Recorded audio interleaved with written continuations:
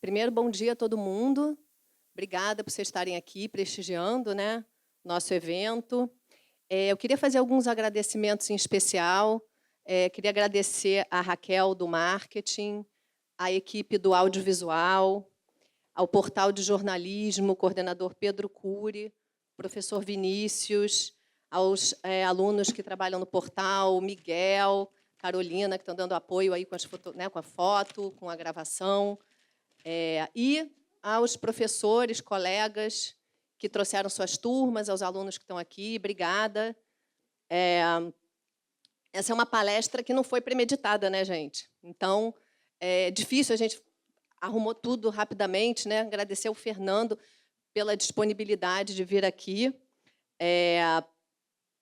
E eu queria falar um pouquinho, assim, né, que quando essa notícia chegou da partida do Silvio Santos, né, eu vou falar um pouquinho da minha sensação, né? Eu falei, gente, pô, nunca mais o domingo será o mesmo, mas para mim já não era há muito tempo, né? O Silvio Santos, por exemplo, para mim, na minha infância, ele era uma figura que estava presente nos domingos. Eu e meu irmão, a gente assistia assim meio escondido, assim, sabe, o programa Domingo no Parque. Enquanto a gente estava se arrumando meio para ir fazer aquele programa de domingo com a família, a gente ficava vendo o Domingo no Parque, né? Então, isso é uma coisa era muito presente. Talvez não seja tanto na vida de vocês, que são uma outra geração, mas eu que fui criança ali no final dos anos 70, começo dos anos 80, era presente, né? Então, assim, domingo era de manhã tinha o Domingo no Parque, aí tinha show de calouros, que a gente fazia muita piada, mas era muito engraçado. Então, era uma coisa muito emblemática assim, de quem foi criança nos anos 70. E talvez aqui alguns colegas aqui, né, também tenham essa relação com o Silvio Santos. Era uma pessoa que estava sempre ali, dentro da sua casa, em algum momento do domingo, alguém estava aquela voz presente, né? E aí fica uma memória afetiva dessa figura, né? Assim, para mim, tem uma memória afetiva, eu relaciono com a infância, né? E daí, quando veio essa notícia no domingo, eu pensei assim, poxa, é um assunto que tem a ver com a nossa memória, com a nossa infância, né? Como eu falei, quem é da geração X, assim, que nem eu. E aí eu pensei, bom, a gente tem que fazer alguma coisa. A gente que é do Laboratório Lembrar. Então, a gente tem um laboratório aqui na SPM que se chama Lembrar, que é o Laboratório de Estudos de Memória e Representação, Memória Brasileira e Representação, que é vinculado ao nosso programa de mestrado, do mestrado de Economia Criativa, Estratégia e Inovação. Então, eu falei assim, poxa, tem tudo a ver, é memória afetiva, né? Enfim, então, daí veio essa ideia de falar assim, poxa, precisamos fazer isso, precisamos trazer essa memória, falar dessa memória. E quando eu penso em Silvio Santos, imediatamente eu penso no Fernando Morgado, que vai falar aqui com vocês hoje, porque o Fernando ele foi o primeiro biógrafo do Silvio Santos. Apesar de tão jovem, ele foi o primeiro a escrever uma biografia sobre o Silvio Santos.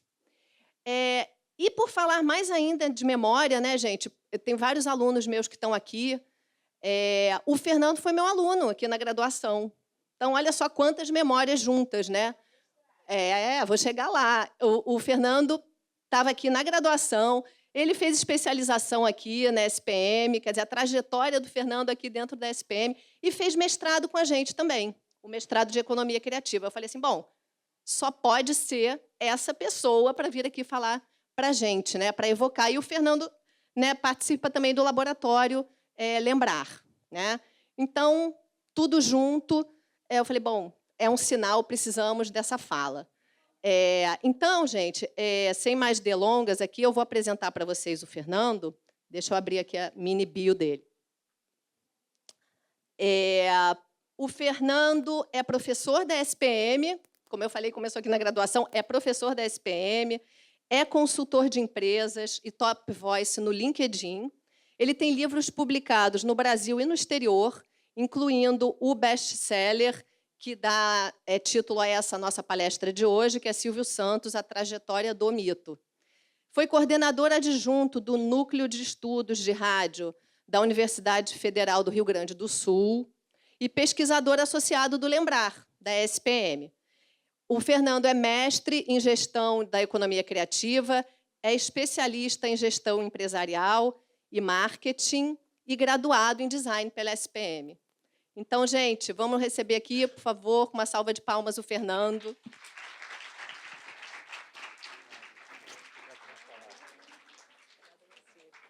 Bom, agora eu vou deixar ele aqui, senhor desse palco. Obrigada, Fernando. Bom dia, pessoal. Casa cheia, hein? Coisa boa. Olha, como a Mirella disse, a minha relação com a SPM é longuíssima. Ano que vem eu completo 20 anos de história com a SPM. Eu entrei na SPM como aluno de graduação, assim como vocês. Eu entrei em 2005. Então, em 2025, são 20 anos de história e aqui eu fiz muita coisa, inclusive ser monitor da turma de tipografia da Mirella. E ser aluno da Isabela, no mestrado. Enfim, a minha relação aqui é muito especial. A minha primeira palestra na vida eu dei aqui e eu já falava sobre o Silvio Santos naquele tempo. A primeira palestra que eu dei na vida foi em 2008. Eu nem formado era. E de lá para cá, minha história foi evoluindo. Comecei no design, acabei caminhando também para a área da comunicação propriamente dita e trabalhar com veículos de comunicação, emissoras de televisão e de rádio, principalmente. Primeiro através do branding e depois pela gestão. Só que eu nunca deixei a carreira acadêmica. Eu continuei sempre como professor, fui professor de outras instituições, seja contratado, seja convidado, inclusive aqui na SPM. E nesse campo acadêmico, eu também, através desse campo, nunca deixei o Silvio Santos de lado. O Silvio Santos sempre, de alguma maneira, fez parte da minha vida, porque primeiro eu fui telespectador, e depois o Silvio se tornou meu objeto de estudo. E a partir desse estudo nasceu este livro, Silvio Santos, A Trajetória do Mito. Eu estava comentando que a capa não é minha, tá? Para os alunos de design, a capa não é minha. Mas o Silvio gostou. Quando o Silvio viu o livro, e ele só viu o livro quando estava publicado, ele olhou e falou assim, nossa, olha como eu estou bonito, olha como eu estou jovem. E ele estava aqui nessa foto fazendo o programa que eu considero que é o que ele mais gostava de fazer, que era o Topa Tudo por Dinheiro. Alguém já ouviu falar do Topa Tudo? Deve lembrar da história dele caindo no tanque de água, né? Vestido. Aquilo foi no Topa Tudo por Dinheiro. Bom, mas eu estou vendo aqui que a plateia, claro, é jovem. É uma plateia que deve ter, a maioria deve ter uma faixa dos 20. Quantos aqui têm até e incluindo 20 anos de idade? Muito bem. Então, vocês viram o Silvio Santos, vocês já ouviram falar do Silvio Santos. Sei que vocês estão aqui não só porque foram obrigados pelos seus professores, devem se interessar pelo tema também. Mas, por que eu fiz essa pergunta dos 20 anos? Porque vocês não viram, talvez, o auge do Silvio Santos na TV. Vocês talvez tenham visto os memes do Silvio Santos ou as polêmicas das falas do Silvio Santos. Mas alguns de vocês, quando viram o noticiário no sábado, devem ter se perguntado por que todo mundo está falando desse jeito dele? Por que pela primeira vez na história, no mesmo dia, tiveram 2 edições do Jornal Nacional? Uma edição extraordinária à tarde, isso nunca aconteceu. Por que o Globo Repórter, que é sempre às sextas-feiras, a Globo fez uma edição extra e botou no sábado? Teve na sexta e teve no sábado o Globo Repórter. Por que a Globo News ficou 48 horas de plantão ininterrupto falando do Silvio Santos? O que esse cara fez? Por que é tudo isso? E aí eu volto para a pergunta dos 20 anos. O programa Silvio Santos está no ar porque continua num tempo que equivale a 3 vezes a idade de vida de vocês. Esse programa nasceu em 1963, no tempo da TV preto e branco. Mas tá bom, e esse programa ele era o quê? Bom, ele começou com 2 horas de duração, passava só para São Paulo, numa TV que era a TV Paulista, que hoje em dia é a TV Globo de São Paulo. Esse programa começou com 2 horas, tinha 2, 3 quadros, e daí 1 ano depois passou a ter 3 horas, 2 anos depois passou a ter 4 horas, e depois 5 horas, e depois 6 horas, 7 horas, 8 horas, 9 horas, 10 horas de duração ao vivo todos os domingos. No tempo em que o Silvio dividia o comando com outros apresentadores, e notadamente o Gugu, esse programa chegou a ter 12 horas. Era o programa mais extenso da televisão mundial. Então, praticamente qualquer horário que você ligasse no domingo, você via Silvio Santos. Né? Por isso também que a Mirella estava falando, poxa, é minha lembrança, porque eu ligava na televisão, ela estava falando do Domingo no Parque, o Domingo no Parque era o primeiro quadro do Silvio Santos, quando abria o programa Silvio Santos nos anos 80. Porque também tem isso, o Silvio Santos ele fazia 10, 12 horas ao vivo, mas não fazia a mesma coisa. Ele começava com um quadro infantil, era o Domingo no Parque, então ele animava brincadeiras com crianças, inclusive bebês recém-nascidos apostando corrida. Botava bebê para correr. Aí tinha a corrida de bebê e a corrida de hamster. Você vê que maravilha. Depois vinha o Qual é a Música, quadros com nomes maravilhosos, tipo Os Galãs Cantam e Dançam na TV. Arrisca Tudo, Boa Noite Cinderela, que era um quadro em que crianças assim, de 3 anos de idade, 4 anos de idade, realizavam o sonho de serem princesas e ganharem tudo para as suas casas, além dos brinquedos que sonhavam. Show de calouros. Fez de tudo. Só não apresentou telejornal. Porque até de novela ele participou. Participou de uma. E não foi na TV dele, foi na Manchete. Foi uma novela chamada Carmen, que era da Glória Pérez. E desse programa de televisão, que chegou até 10 horas de duração ao vivo só com ele, nasceu uma produtora independente. Quem aqui é de cinema? Tem alguém de cinema? Alguém de cinema, não? Jornalismo tem, né? Jornalismo tem. Quem é de jornalismo? Muito bem, muito bem. Acho que todo mundo aqui já ouviu falar do grande dilema que tem no Brasil da produção independente, né? Que a produção independente precisa de incentivo, a produção audiovisual, cinema, televisão.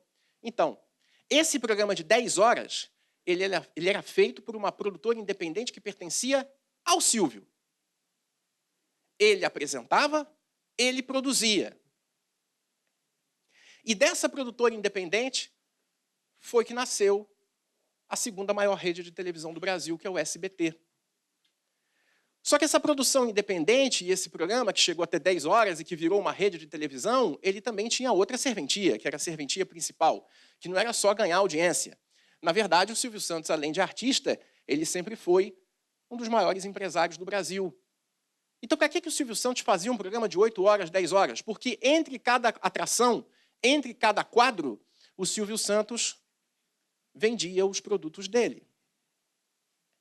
E podia ser qualquer coisa, podia ser carnê de mercadorias do Baú da Felicidade. Você comprava um carnê, pagava 12 mensalidades e concorria a prêmios ao longo de um ano.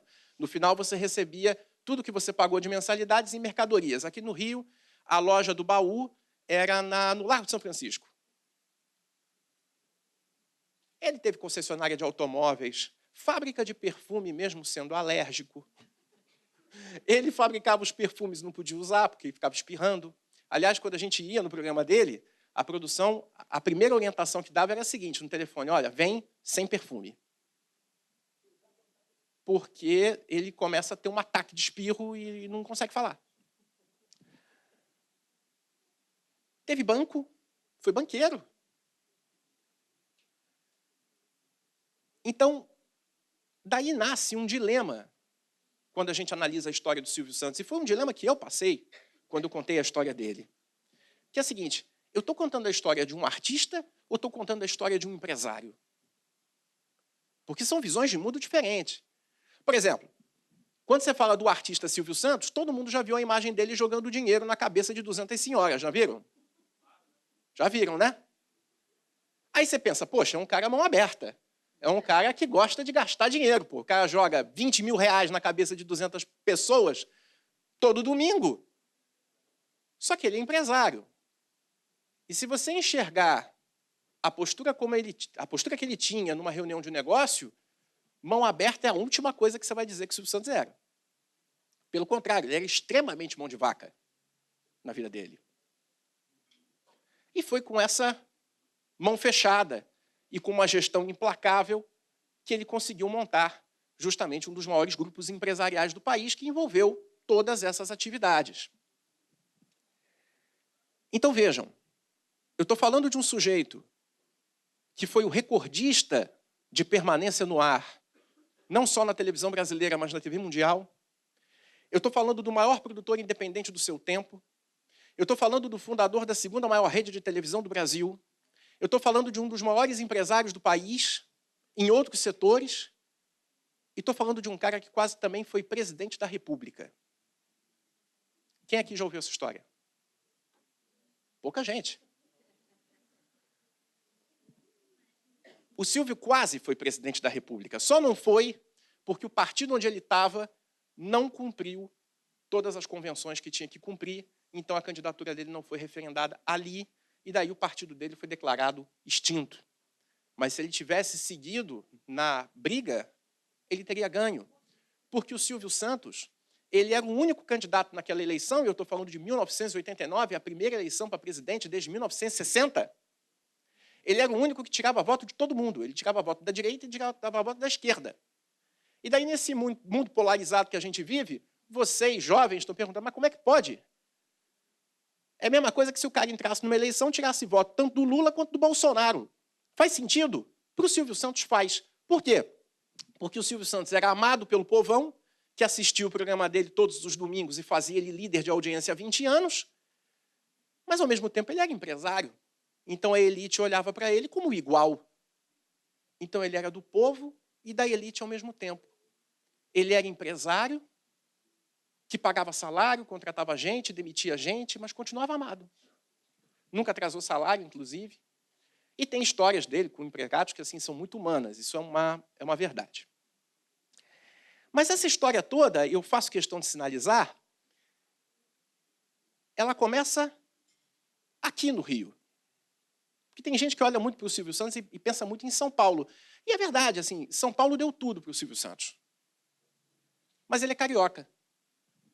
Nascido aqui na Lapa, num lugar que já não existe mais, Travessa Bem-TV, ficava num condomínio de casas, onde hoje, ali na Henrique Valadares, tem uns prédios que a Petrobras ocupa boa parte desses prédios. Fica perto da Praça da Cruz Vermelha. São prédios modernos e tal. Esses prédios foram construídos no lugar dessa vila de casas. Foi lá onde o Silvio Santos nasceu, filho de imigrantes gregos e turcos, família judia.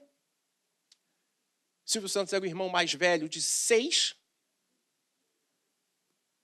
e começou a trabalhar muito jovem como camelô. Essa história eu acho que todo mundo conhece. Quem sabe que o Silvio Santos foi camelô? Muito bem. Mas por quê? Que também, assim, até por conta, perdão, dessa fama, muita gente duvida dessa história. Fala, não, tá de sacanagem. O Silvio Santos, ele era rico. Essa história do camelô foi inventada, como outras coisas em torno da história dele foram inventadas. Mas não, é verdade. Eu, inclusive, conheci gente que viu o Silvio Santos ali na Rio Branco, esquina com a 7 de setembro, que era o principal ponto dele. Ele chegou a trabalhar em outros lugares, mas o principal foi ali. E falavam que ele, como camelô, conseguia atrair atenção porque ele fazia uma coisinha diferente daquela que a gente vê nos camelôs de hoje em dia. Camelô normalmente faz o quê? Camelô dá esporro no cliente. Grita. Ele não gritava. Ele conversava com quem passava. Ele puxava papo. E nessa de puxar papo, ele começava a fazer números de mágica, pequenos números de mágica. E alguns deles, inclusive, ele fez na televisão. Olha só, no meu tempo de camelô eu fazia isso aqui. Aí escondia moeda no dedo, assim, brincava com dedal. Coisas pequenas. E aí, com essa bobagem, ele conseguia atrair as pessoas e, no final, vendia mercadoria. Vejam que o esquema que ele fazia como camelô foi o que ele fez a vida inteira na televisão. Ele fazia um programa de televisão em que as pessoas assistiam porque se divertiam, mas no meio do caminho ele... Quando você compra o meu carnê, o carnê de mercadorias do Baú da Felicidade, você concorre. Ou quando você compra a telecena, e ele mesmo se dizia um camelô no vídeo, que ele continuava sendo camelô de certa maneira. E é até curioso, quando eu vejo alguns críticos do Silvio Santos, que, enfim, dizem ter determinada postura, tratando o Silvio Santos mal por conta dessa origem e o fato de ser camelô como algo pejorativo. E não é. É um trabalho. Com todos os riscos e as dificuldades que ele envolve. E foi no Rio de Janeiro onde também o Silvio Santos começou na comunicação, e começou pelo rádio. Começou aqui na Rádio Guanabara, que hoje é a Rádio Bandeirantes do Rio, que está passando para a migração do FM. Depois passou por outras, passou pela Rádio Mauá, passou pela Rádio Tupi, passou pela Rádio Continental de Niterói. Mas o pontapé inicial mesmo, assim, aquilo que, em termos de negócio, foi a alavanca, foi um negócio que ele montou na Barca Rio-Niterói. Aqui na SPM eu sei que tem muita gente de Niterói. Tem gente de Niterói aqui? Tem? Sempre tem, né? Mas a SPM eu já ouvi que teve uma época, parece que tinha um terço dos alunos daqui era de Niterói. No meu tempo, realmente, um terço da turma era de Niterói. O Silvio teve apartamento em Niterói, inclusive. E ele trabalhou em Niterói. E ele pegava a barca todo dia, como talvez alguns de vocês peguem. E daí ele resolveu, nessa mesma barca que alguns daqui devem pegar, ele resolveu montar um esquema de alto-falantes. E ele botava música para tocar na barca e, nos intervalos, botava anúncios. E ele ganhava dinheiro vendendo esses anúncios. Só que um belo dia ele resolveu animar a viagem da barca. Então, para quem pega a barca, pensa que lá na frente do navio, aquele espaço mais aberto, ele montou um bar e ali montou um pequeno bingo. Ele dava ficha para os passageiros da barca, que vamos combinar que viagem de barca, assim, no começo é divertido, mas depois fica um saco. Aí ele fazia sorteios e só concorria no sorteio quem comprasse a bebida que ele vendia no bar. E daí, nessa brincadeira, ele se tornou, na época, o maior vendedor de bebida antártica, cerveja, né, do Rio. E daí surgiu a oportunidade para conhecer São Paulo, que era onde ficava a sede da Antártica, e o que era uma semana de passeio virou uma vida inteira. E foi em São Paulo onde ele, inclusive, fazendo nessa semana, que seria uma só, onde ele conheceu a pessoa que realmente mudou a vida. E daí, para vocês que estão começando, né, é importante que vocês entendam que para uma pessoa chegar num ponto mais alto, seja ele qual for, não importa a altura, a gente sempre precisa de alguém que nos ajude. Precisa de um empurrão. Essa coisa do self-made man, né, a pessoa que se faz sozinha, ela nunca é sozinha. Tem sempre alguém que empurra. Eu, por exemplo, aqui na SPM, eu tive uma pessoa que me empurrou, que foi o André Stolarski. Ele me empurrou. Saudoso André. E o Silvio teve uma pessoa que empurrou, que foi o Manuel de Nóbrega, pai do Carlos Alberto de Nóbrega, da Praça Nossa, que era o nome mais conhecido do rádio de São Paulo, e que primeiro trouxe o Silvio para ser locutor noticiarista, locutor comercial, lendo os anúncios, porque os anúncios eram ao vivo. E daí disso nasceu uma relação de amizade quase que de pai e filho, que acabou virando negócio, porque o Manuel tinha uma empresa que não estava dando certo, que, na verdade, essa empresa tinha um sócio, e o sócio era picareta, que simplesmente pegou o dinheiro do negócio e foi embora. E daí, o Silvio acabou entrando nesse negócio e ajudando a salvar. Essa empresa é o Baú da Felicidade. E foi daí que depois o Silvio comprou a parte do Manuel e, a partir disso, transformou o Baú da Felicidade naquilo que foi um dos maiores negócios do Brasil. E daí precisava da divulgação. De divulgação, e aí começa o programa de rádio, o programa de televisão. E assim nasce esse fenômeno de comunicação Silvio Santos. Então, eu estou fazendo aqui curtíssima, história longa. Eu, para escrever essa história, demorei 15 anos. Pesquisando tudo o que eu podia. E aí, a Isabela está me pedindo para falar um pouco do livro. Então, deixa eu comentar com vocês. Porque foram 15 anos fazendo. E como é que foi esse trabalho? Primeiro, eu fiz uma escolha. Eu não quis procurar o Silvio Santos. Então, a minha biografia é a primeira biografia realmente independente sobre o Silvio. Porque já existiu até um outro livro antes do meu, um livro muito importante, chamado A Fantástica História de Silvio Santos, escrito pelo Arlindo Silva. Mas o Arlindo, ele foi amigo do Silvio. Ele foi assessor de imprensa do Silvio. Foi o primeiro diretor de jornalismo do SBT. Então, ele era uma pessoa muito vinculada. Acaba que o livro, né, tem isso. Esse livro foi lançado, a última edição dele, em 2000. Meu livro foi em abril de 2017. Eu estava cursando mestrado aqui. E daí eu fiquei esse tempo todo coletando o máximo de material que eu podia sobre o Silvio, sem contar para ninguém. Jornais, revistas, gravações em áudio, gravações em vídeo. Eu montei uma base de dados, eu fiz um negócio bem análise de conteúdo mesmo. Tagueamento, até base de Excel eu montei. Porque eu tagueava, eu pegava assim, olha, era a fala do Silvio Santos sobre isso, data tal, veículo tal, tema, subtema. Foi um trabalho difícil.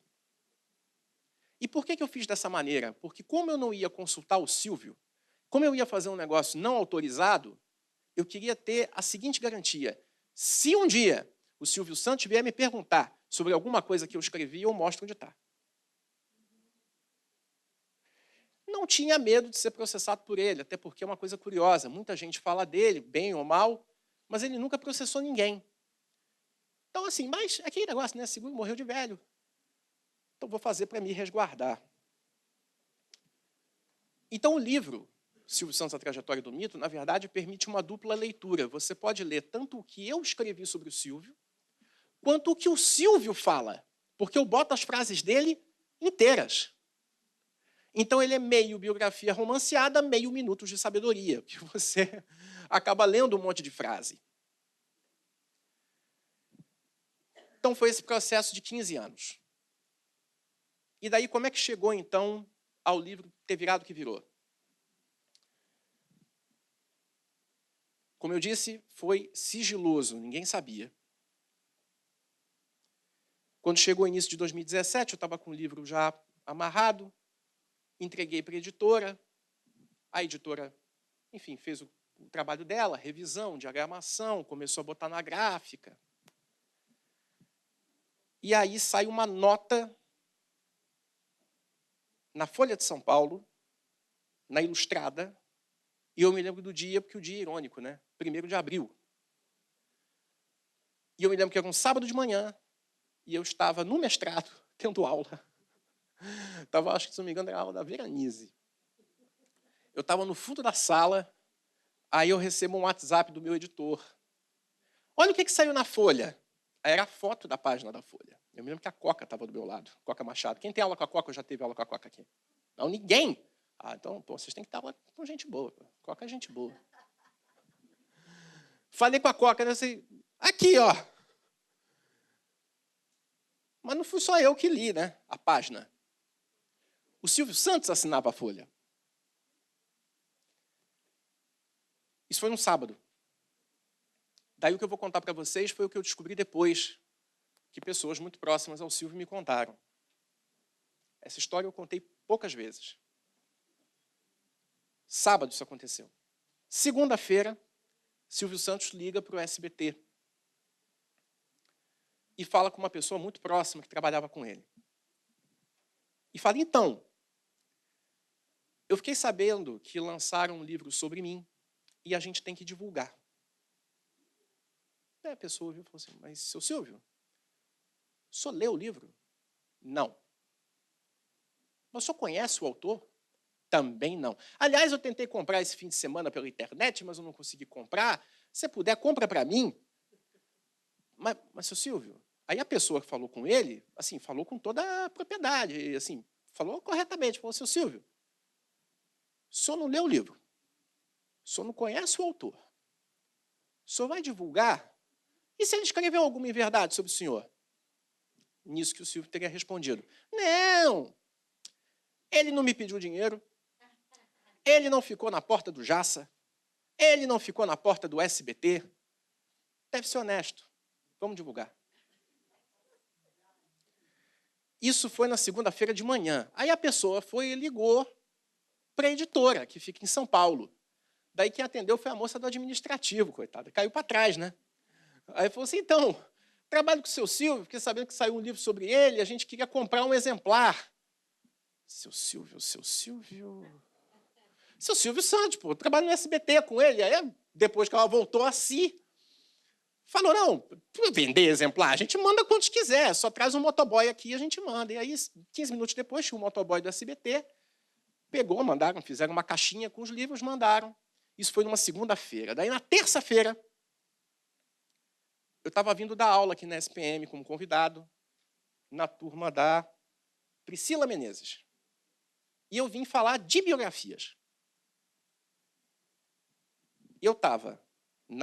Quem aqui lembra do prédio antigo da SPM? Acho que vocês não pegaram, né? Não, todos vocês viram.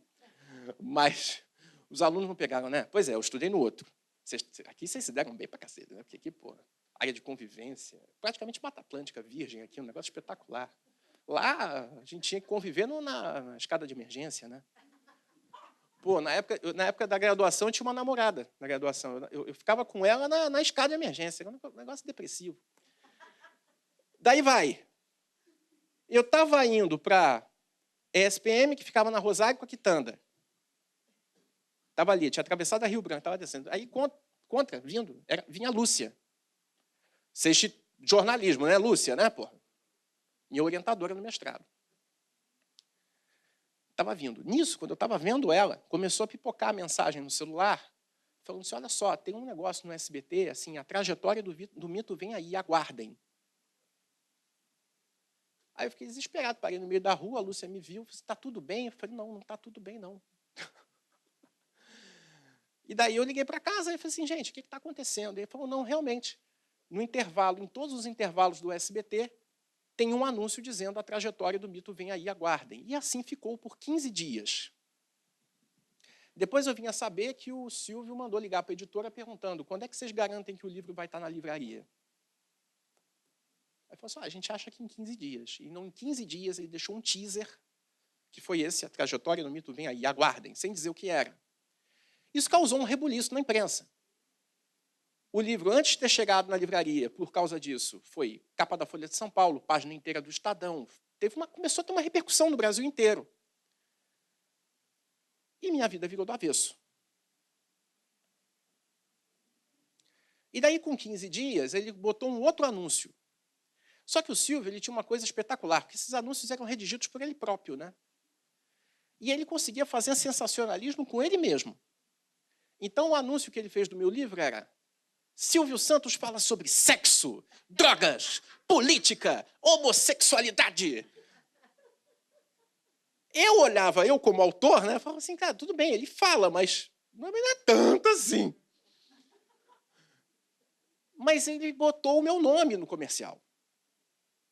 E esse comercial, quem já viu o SBT, sabe, né? O intervalo do SBT, o que sempre tem? Anúncio da Telecena, anúncio da Jequiti, não é verdade? Então entrava o anúncio do meu livro também. Era Telecena, Jequiti, livro, Telecena, Jequiti, livro, Telecena, Jequiti, livro. Ficou assim por 3 meses. Aí o livro virou um fenômeno comercial, né? A gráfica não conseguia produzir a tempo. Em 8 semanas, 5 edições vendidas. Foi para a lista de mais vendidos da Veja, da Saraiva. Aí, quando estava com 3 meses dessa folia, eu falei, não, eu preciso agradecer esse homem de algum jeito. Eu preciso falar com ele de algum jeito, mas ele é meio inacessível.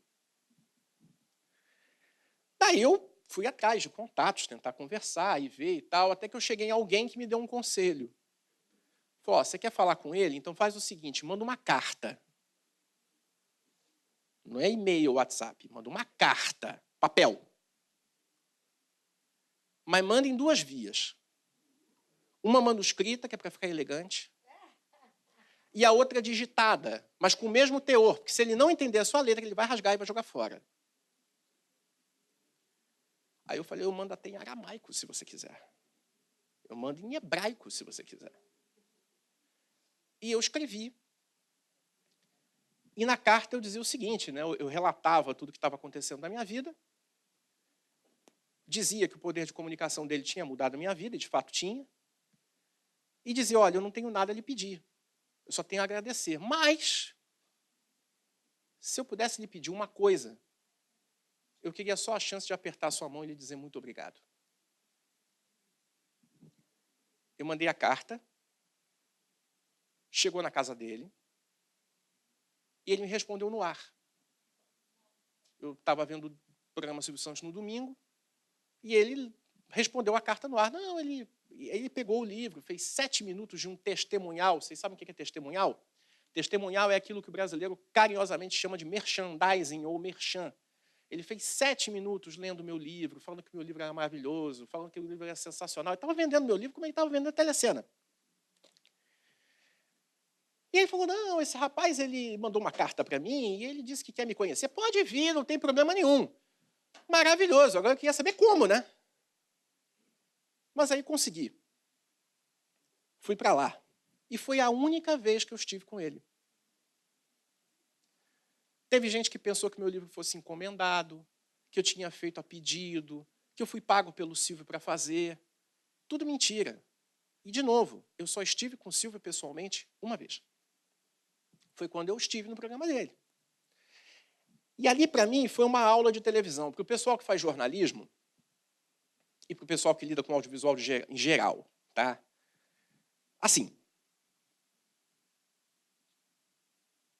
o Silvio Santos, ele ficava ali, pelo menos no dia que eu fui, ele já tinha 86 anos de idade e ele ficou, no dia que eu fui, 6, 7 horas gravando sem parar. Ele não parava para ir ao banheiro, não parava para beber água, ele ficava em pé ali, e o que me impressionava era o controle que ele tinha de absolutamente tudo que acontecia, porque para você realizar um programa de televisão, você tem vários fatores. Tem ele próprio, porque o programa girava todo em torno dele, então se ele não estivesse feliz, isso irradiava para a equipe inteira. Era muito engraçado, porque eu fiquei na coxia, né, acompanhando. E daí as pessoas diziam, não, o patrão hoje está ansioso. O patrão hoje está nervoso, aconteceu alguma coisa. Aí ficava todo mundo preocupado. Isso, né, que podia sobrar para alguém, né? Ou não. Ah, não, o Silvio hoje está feliz. O Silvio está contente, o Silvio está animado, veio cantando. Quando o Silvio vinha cantando, é que ele estava feliz. Quando ele vinha assoviando, é que ele estava... Entendeu? Era muito engraçado. Só que, além disso, você tem figurino, maquiagem, iluminação, fotografia, produção, roteiro, que, por incrível que pareça, o programa Silvio Santos tinha roteiro. É que o detalhe é que o Silvio não seguia. Mas tinha.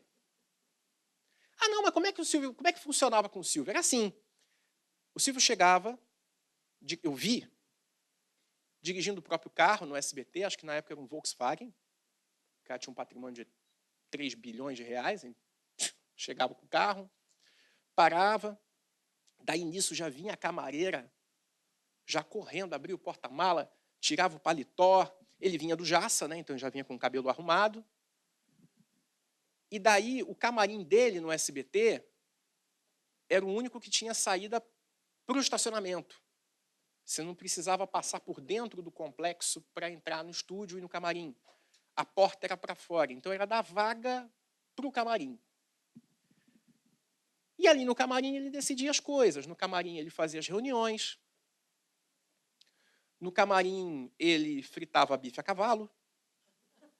Então as pessoas iam ter reunião com o Silvio Santos, elas saíam todas empasteladas, né, com aquela gordura. Ele chegava ali, quer um beijo? E era ali também que ele decidiu o que ia fazer no programa. Então chegava o diretor e a produtora, que era a Dori, sobrinha dele, Dória Bravanel. Disse, então, tio, aqui nós temos os quadros. Não, esse eu vou fazer hoje, esse eu não vou fazer, esse aqui. Decidia na hora, ia lá e fazia. E o programa dele passava gravado, mas era gravado ao vivo, quer dizer, não havia edição. Então, mesmo erros ou algumas colocações, ele não tirava. Nessa última fase, por exemplo, teve um caso famoso que não foi combinado. Ele estava apresentando o programa e a calça caiu. A calça dele caiu. Alguém deve ter visto essa cena. Ele ficou de samba-canção.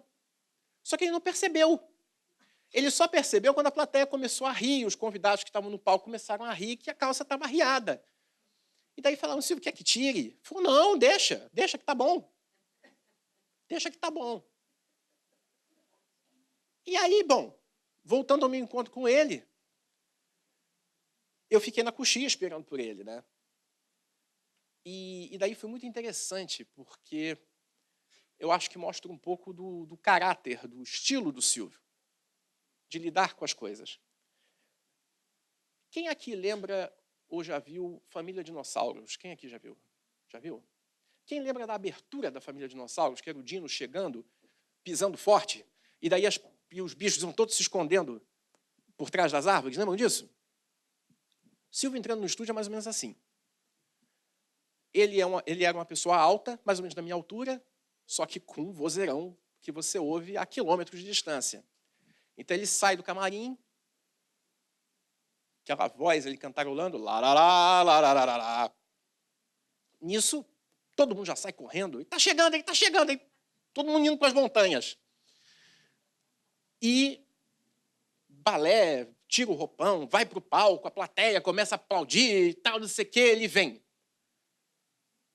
A cena foi muito engraçada. Ele entra no estúdio, isso ainda na coxia, tá? A coxia é atrás do cenário.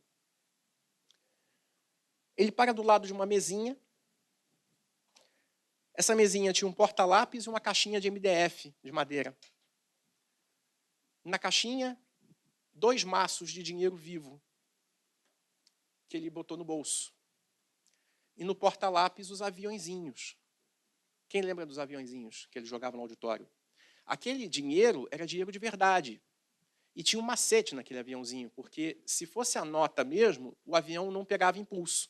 Porque a nota, enfim, pelo desenho do formato do papel, ele ia abrir. Então, o Silvio tinha um sujeito, um senhor, chamado Seu Assis, que trabalhou com o Silvio décadas e, no final, a única função do Seu Assis era dobrar aviãozinho. E para o avião não abrir, ele botava, design vernacular total, ele botava durex, fita adesiva na ponta, para deixar o aviãozinho fechado. E aí a asa ficava retinha e pegava impulso. Então a função dele era dobrar o aviãozinho e botar o durex. E daí pegou, botou nos bolsos, fechou o paletó, olhou para frente, e aí lá de longe, eu estava na boca do palco, ele estava lá de longe, ali. Onde está o meu biógrafo? Cadê que eu quero tirar uma foto com o meu biógrafo? Aí eu, porra, meu corpo saiu, né? Minha alma saiu do meu corpo, né? Só fiz assim, né? É você, Fernando Morgado, que prazer. Aí ele pega na minha mão e fica assim, falando comigo. Porra, pedi para apertar a mão, né? Fiquei 5 minutos apertando a mão do Silvio Santos. E ele falando, e aí entra um detalhe que eu queria comentar com vocês. Ele diz para mim assim, muito obrigado por ter escrito o meu livro. Aí você vai dizer, porra, mas não foi você que escreveu? Mas aí entra uma coisa. Quando a gente escreve biografia, e biografia é o gênero literário, que, na verdade, é o resultado do cruzamento entre jornalismo e literatura, o papel do autor é totalmente secundário. Esquece. Fernando Moraes é maravilhoso, mas o que é importante mesmo é Lula, Chateaubriand, essas são. Ah, quem é Fernando Moraes? O biógrafo do Chateau, o biógrafo do Lula. Quem é o Lira Neto? O biógrafo do Getúlio. Então, a posição ela é totalmente secundária. E tem que ser assim. Porque se você ler uma biografia e o biógrafo aparecer mais que o biografado, o livro é uma porcaria. Porque ninguém comprou o livro por causa de mim. Comprou por causa do Silvio. Assim como muitos de vocês não estão aqui, praticamente todos, não estão aqui por mim, estão pela história do Silvio. E isso é do formato. E isso é uma coisa também do jornalismo. É o papel do profissional de comunicação, nesse momento, entender que ele é absolutamente secundário. Então tá ótimo, o livro é do Silvio mesmo. Tá tudo bem. E aí fui tirar foto com ele, participei do programa, ele me entrevistou no ar.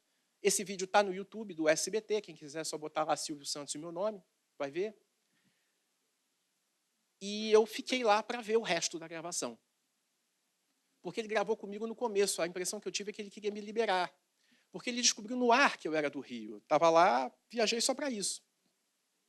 E daí eu fiquei, pô, maluco. Eu botei a viagem de propósito de volta para 10 da noite. Porque assim, poxa, o que tiver eu vou assistir, cara. Porque aquilo ali é uma aula.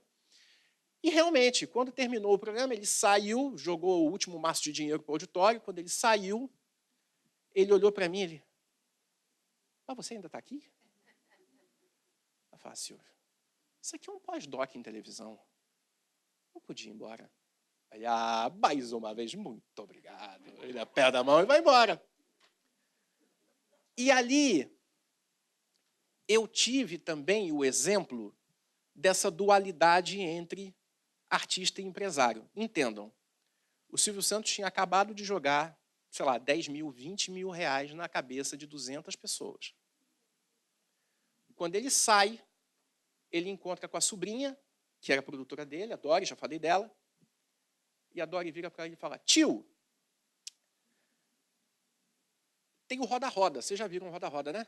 Aquele programa de perguntas, né, com palavras e tal, para adivinhar a palavra. No passado chamava Roletrando.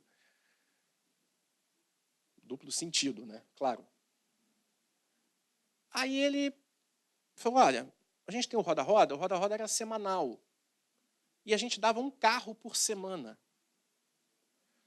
Só que agora é diário. E aí a gente pegou o valor do carro e dividiu pelos 5 dias da semana, era de segunda a sexta.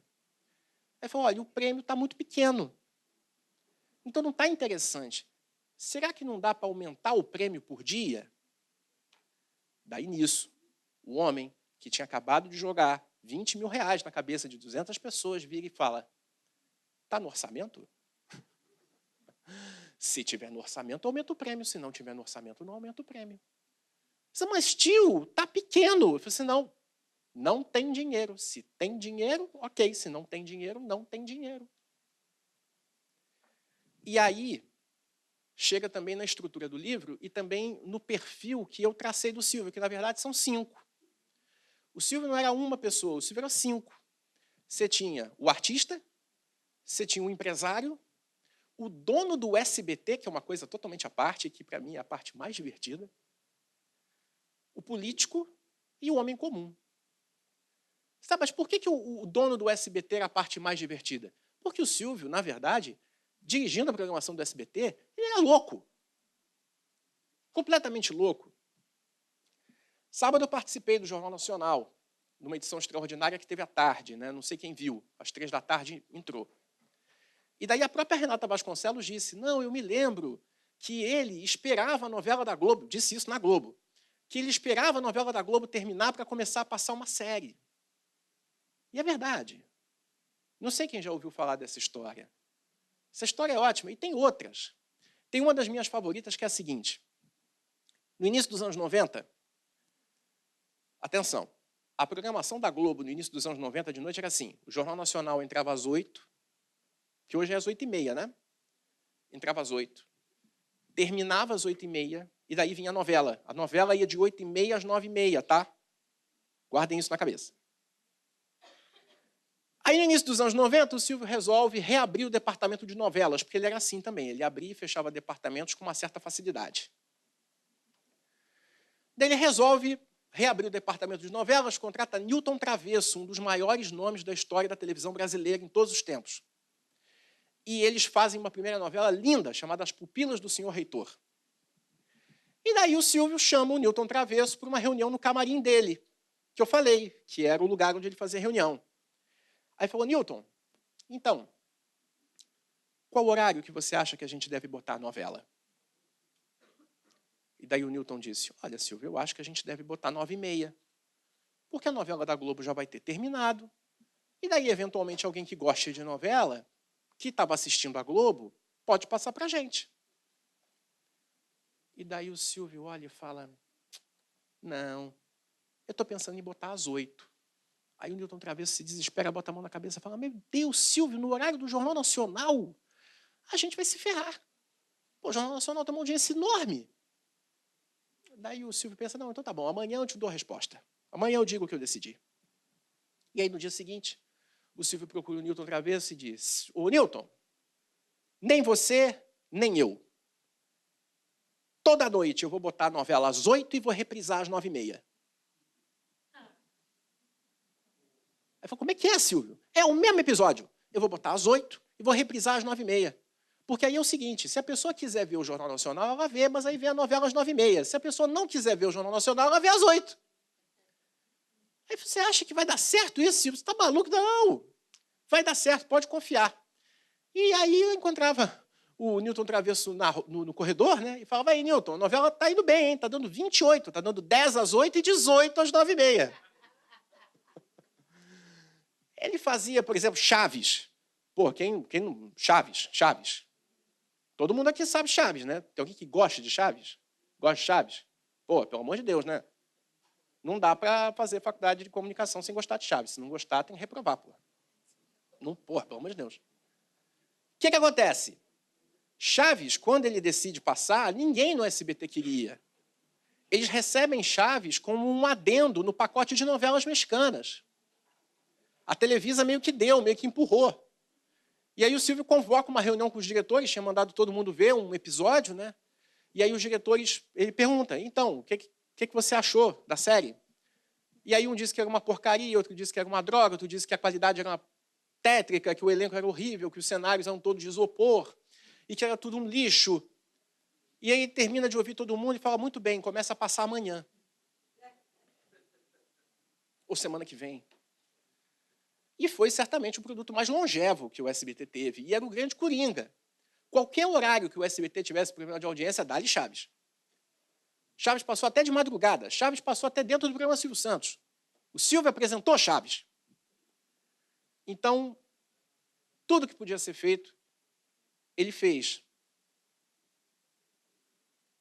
E de tudo isso, eu não sei como é que eu estou de tempo. Tá. Mas de tudo isso que ele fez, eu acredito que a gente pode chegar a algumas conclusões em cima dessa história. Cada um vai ter a sua visão, porque é uma figura muito complexa. O que eu convido vocês a pensarem? Vocês que são futuros profissionais de comunicação e que até, eventualmente, podem um dia trabalhar em alguma empresa que ele fundou. É de que, primeiro, quando vocês encontrarem alguém falando sobre o Silvio Santos, procurem olhar com o olhar do alto. Porque não é uma figura fácil de ser estudada. Eu demorei 15 anos.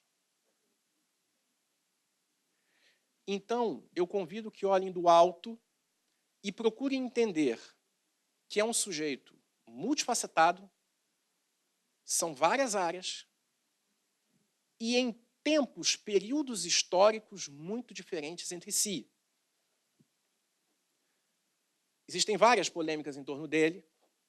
Talvez a que seja mais repercutida seja a relação do Silvio Santos com o regime militar. Quem já ouviu essa história? Imagino até que venha a ser um questionamento de vocês. E é um questionamento válido. Mas eu, por exemplo, nas minhas pesquisas, trago um ponto que não era falado. Nunca é falado, na verdade. E eu publiquei isso até num outro livro que eu fiz depois, chamado Comunicadores S.A., em que eu falo do Silvio de novo, mas eu falo também de outros apresentadores. Eu falo do Raul Gil, eu falo do Luciano Huck, da Ana Maria Braga, do Faustão, do Luciano do Vale, falo do Ratinho, falo do Gugu. E daí, nesse livro, eu trago alguns documentos históricos. Eu trago, inclusive, o facsímile. O que é o facsímile? É a reprodução fiel, fotográfica, né, de um documento, de um papel. Eu fiz uma coisa que outros pesquisadores não fizeram, que era absolutamente óbvia, tá? Mas ninguém fez. Existe uma coisa muito importante no Brasil que aconteceu nos últimos tempos, que foi o Memórias Reveladas. Veio no bojo de uma série de ações do governo federal em termos de reparação daquilo que aconteceu durante a ditadura. E daí, pelo Memórias Reveladas, abriram-se os arquivos do SNI. Quem já ouviu falar do SNI? Serviço Nacional de Informações. Era a área... Era parte do aparelho repressivo e coletava informações para o governo e que daí, a partir dessas informações, eles faziam tudo que faziam.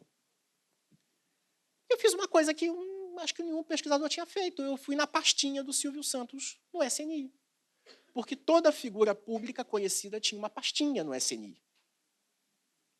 Quando eu peguei a pastinha pela primeira vez, eu entrei, eu até me lembrei de uma fala do Collor. que o Collor dizia o seguinte: boa parte do que o SNI recolhia era lixo. Devo dizer que o Collor errou em praticamente tudo, mas nisso ele tinha razão. Boa parte era lixo. Mas tinha uma coisa ali que me chamou muita atenção, que tinha uma folha que era um inventário de tudo que o governo tinha, documentos sigilosos que o governo tinha que citavam Silvio Santos. Tinha uma lista. Um dos documentos estava lá. Inquérito policial militar de 1970, referente ao caso do sequestro do embaixador Charles Elbrick. Quem já ouviu falar desse sequestro? Quem ouviu falar daquele filme Que é Isso, Companheiro? Vocês estão precisando ver aí, pô. Esse caso foi emblemático, envolveu Gabeira, né? Foram sequestradores, enfim, foi um caso emblemático na história do Brasil. Quando eu olhei e falei que o Silvio Santos estava citado no documento que falava desse caso, eu falei, pô, só faltava essa, o Silvio Santos ter sido sequestrador, o Silvio Santos ter sido, sei lá, qualquer coisa, ou terem sequestrado, negociou, não sei. Eu falei, pô, só faltava essa, né? Aí, eu fui no tal do inquérito. E vejam, esse inquérito foi lido e relido milhares de vezes. Acho que todo mundo já que pesquisa a ditadura militar, acho que foi nesse documento. Eu estou falando isso porque estamos no evento do Lembrar, eu acho que é importante. Aí falei, pô, fui lá ver, né? Cadê o Silvio Santos nesse caso de sequestro? E aí eu cheguei no documento, no tal do inquérito, que é assinado por um general de brigada, alta patente das Forças Armadas, Tasso Vilar de Aquino. O último item do documento que trata do sequestro do embaixador Charles Elbrick, o último item, o item 7, diz o seguinte, e eu vou ler aqui ipsis literis, ipsis verbis. Por outro lado, ainda do que concerne aos meios de divulgação e de comunicação com o público, está a exigir providências a ação desintegradora manifesta através de programas de televisão que ocupam horas seguidas nos espaços de tempo mais vistos e ouvidos, particularmente por crianças. Esses programas, atenção, são fortes pontos de apoio da ação comunista no processo de mediocrização e excitamento coletivo do povo, dando à TV um sentido oposto àquele que lhe compete de colaborar na melhoria das condições de educação e cultura das populações. São exemplos de programas altamente perniciosos, no entender deste encarregado de inquérito, o do Chacrinha, Dercy Gonçalves e Silvio Santos na TV Globo. O que eu acabei de ler? Um general dizendo que o Silvio Santos fazia parte de um esquema de dominação comunista do Brasil. Agora pensem nos dias de hoje. Quem já ouviu a Globo ser chamada de comunista? O que quer dizer? Que não mudou nenhuma.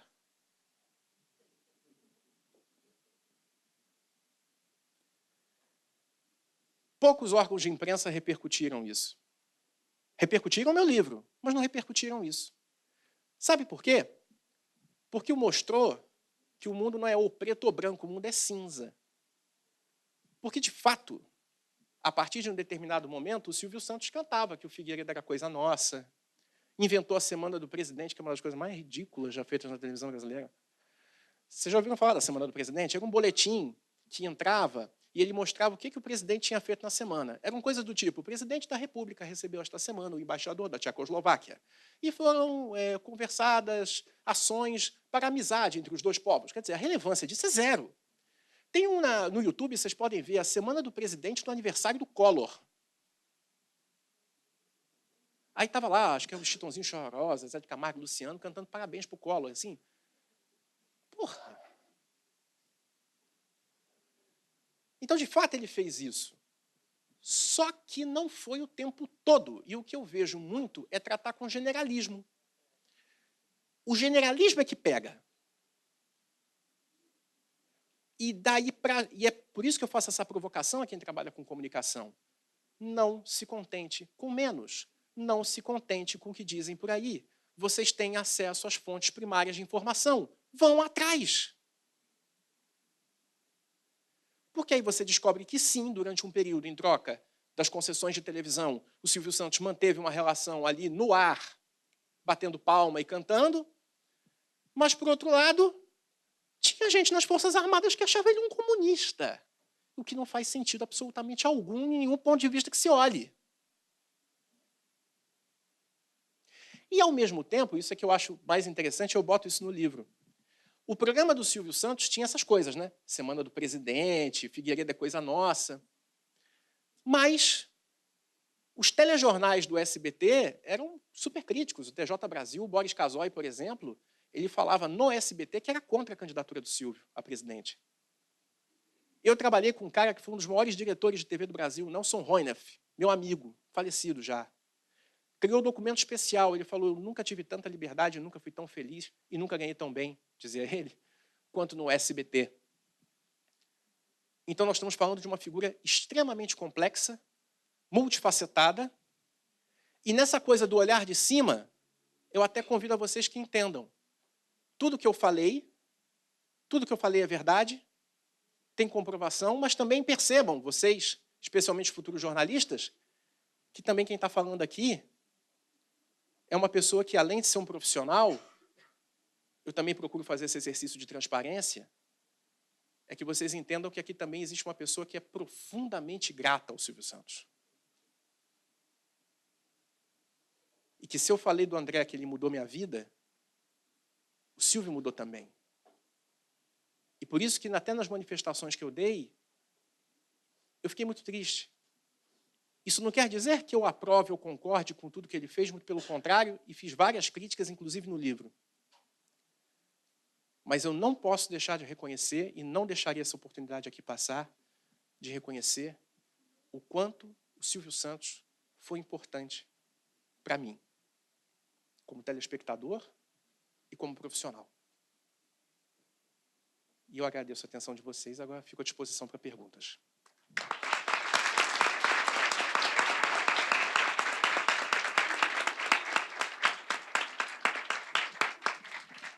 Fernando, obrigada. Emocionante sua fala. Pessoal, eu vou entregar o microfone para quem quiser fazer pergunta. Sinaliza, tá? Temos ali uma mão levantada. A gente vai ter aí uns 15, 20 minutos no máximo para fazer perguntas, tá?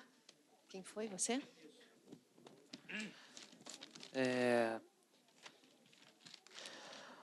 Fernando, eu sou Ian do curso de jornalismo daqui da SPM, estou no segundo período. Eu tenho várias perguntas aí para te fazer, sinceramente, sobre, né, o geral que você falou, né, o Silvio Santos, do SBT, da trajetória dele. Mas uma coisa assim, sabe, que eu curto bastante, que é a parte da mídia esportiva. O SBT que já transmitiu e transmite futebol, fez coberturas de Copa, Olimpíada, hoje está com a Champions League, com a Copa Sul-Americana no seu portfólio. E em 1995, o SBT adquiriu os direitos da Copa do Brasil, que era um torneio assim que estava perambulando por várias emissoras. Na primeira edição teve a transmissão da Globo e da Bandeirantes, mas aí acabou sendo largado. Teve a Manchete também. Isso, a Manchete foi antes do SBT, 93. inclusive. Transmitiu 91, 92 e 94. E eu queria saber, assim, como o SBT, como o SBT transmitiu, comprou os direitos da Copa do Brasil lá em 95, por que escolheu justo a Copa do Brasil, que era um torneio largado, e não o Campeonato Brasileiro?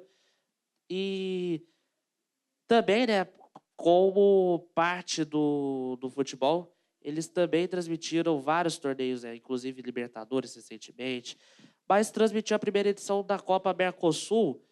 E eu queria saber também o porquê que o SBT largou a Copa Mercosul em 1999 e como eles fortaleceram o futebol sul-americano transmitindo as competições da Conmebol. Sim.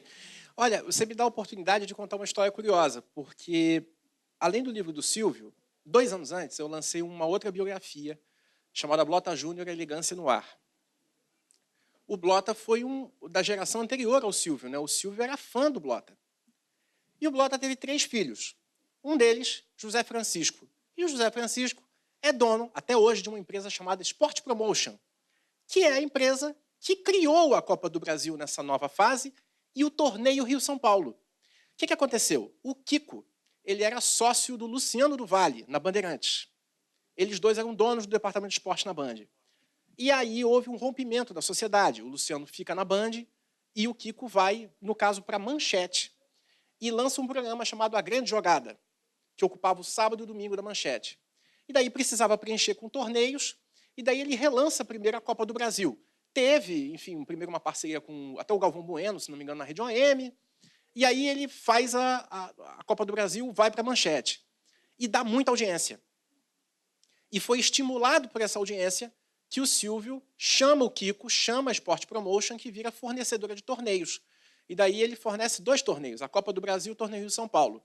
No caso da Copa do Brasil de 95, o SBT atinge ali aquela que ficaria por muito tempo sendo a maior audiência da história do SBT, que foi a final da Copa do Brasil de 95, Corinthians e Grêmio, que foi uma audiência espetacular.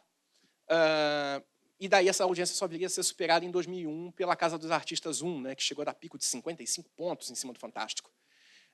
E com relação a essa inconstância que você pergunta do SBT no esporte, é pelo seguinte, o que o Silvio Santos sempre acreditou? Ele sabia que o SBT não tinha tradição no esporte. É diferente de uma Band. Mesmo a Band tendo menos audiência que a Globo, se ela bota esporte, as pessoas lembram da Band. O SBT não. As pessoas lembram do programa de auditório, lembram de filme, lembram de desenho, mas não de esporte. Então o que o Silvio defendia? Só dá se for exclusivo. Por isso foi tão difícil do SBT comprar, porque a Globo tinha todos os torneios com condições ali que pegavam. Então, só agora, de uns tempos para cá, é que o SBT conseguiu fazer. E se você reparar, todos esses torneios são exclusivos para a TV aberta, por isso que conseguiu. Então, foi nessa linha. Mas ele não tem nada contra o esporte, não. Pelo contrário, a primeira vez que o SBT ficou em primeiro lugar, quando ainda nem era a rede, era a TVS do Rio, foi com o último jogo do Pelé, Santos e Cosmos, lá nos idos de 76. Mas eu acho que tem mais gente com pergunta. Mas depois a gente conversa. Gente, mais alguma pergunta para o Fernando? Depois.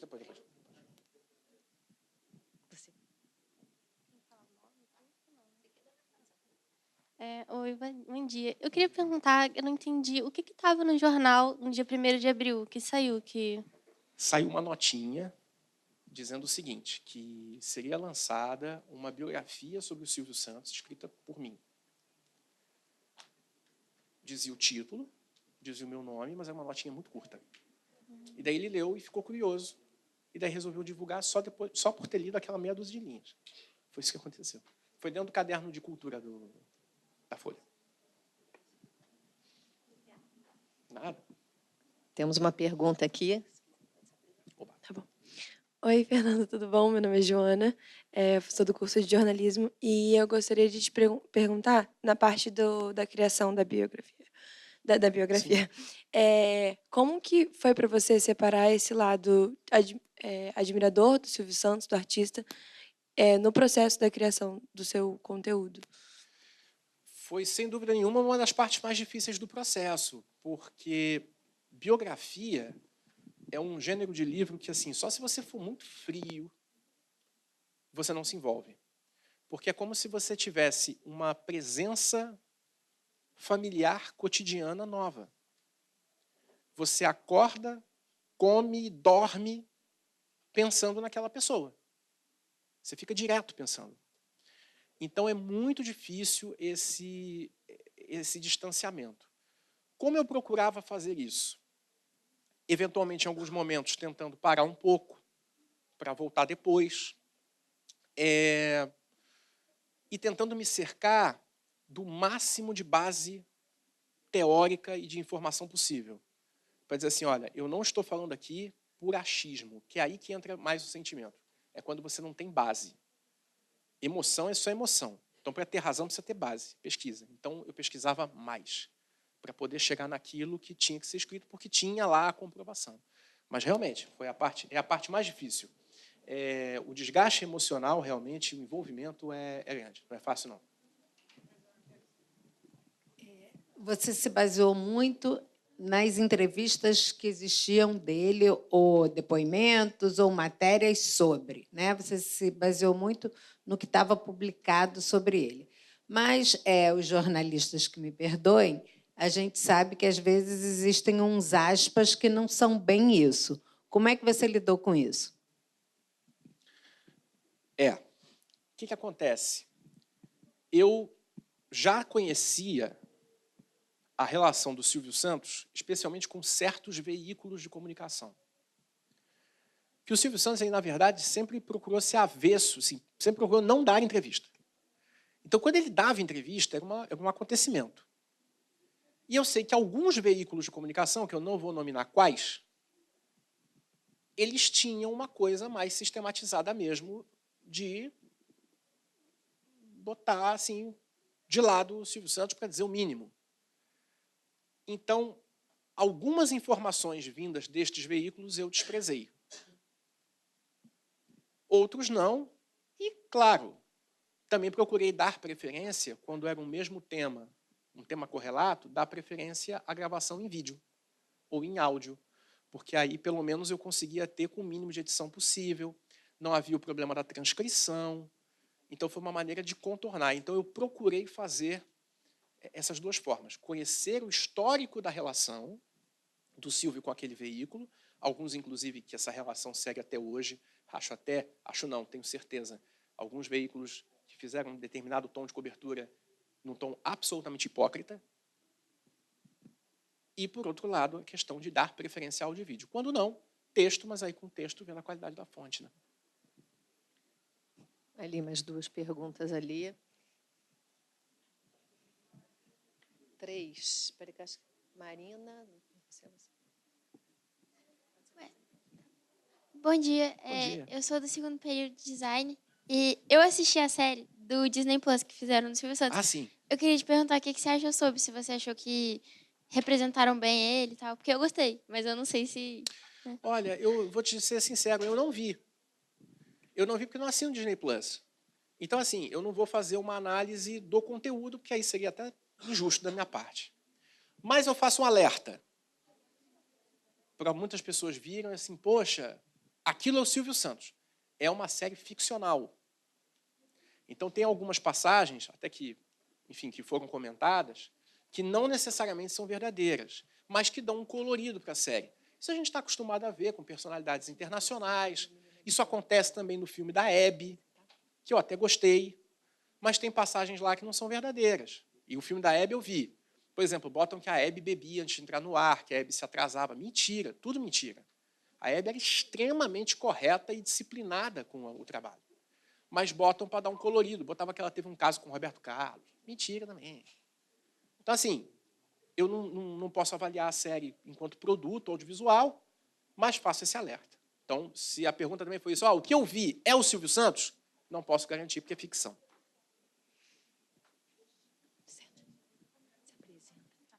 Bom dia, meu nome é Cristal, Bom dia. sou de ADM. Eu queria perguntar o porquê de você decidir o Silvio Santos para... Foram 15 anos, então é muito tempo, eu acho. Então, você tinha que estar bem dedicado mesmo, né? E muita força de vontade. Eu sempre fiquei fascinado com a história de comunicadores. E já que você é de ADM, né? Comunicadores e empresários. Eu sempre fiquei fascinado com essa coisa dual, né?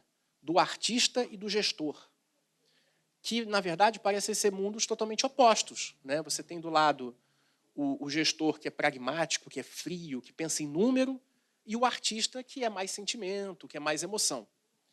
Então, por exemplo, eu tinha escrito a biografia do Blota Júnior, que foi nesse caminho. Depois eu fiz um livro que junta todas essas personalidades que eu falei, todas têm atividade empresarial. Então, o Silvio tem esse aspecto que me fascina. Mas o outro também é por conta de eu ter assistido ele a vida inteira e acompanhado a carreira dele também, né? Muito tempo no vídeo.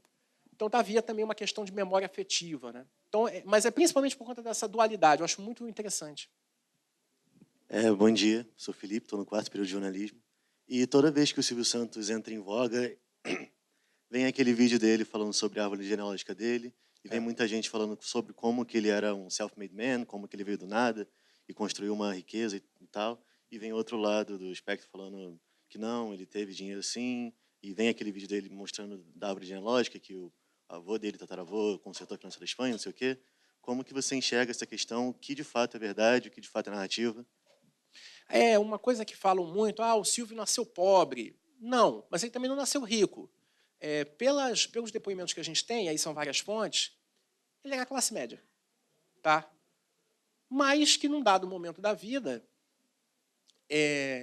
até por uma necessidade ali, a questão do quanto o pai gastava de dinheiro, ele precisou, para ter dinheiro para si, começar a trabalhar, com 14 anos. Mas isso você toca num ponto importante, que foi um desafio do livro também, porque, de novo, são algumas versões, né? Então, em qual você vai? E daí você tem que ver quais eram mais consistentes, quais apareciam mais vezes, e dependendo de quem falava. Então, se era uma pessoa da família, se era ele próprio, aí tinha um peso um pouco maior. Se era alguém que tinha só ouvido dizer, aí não tinha peso nenhum, para poder chegar nessa linha.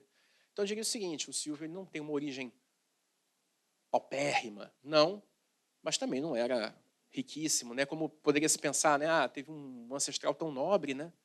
Mas não, nem tanto ao mar, nem tanto à terra, né?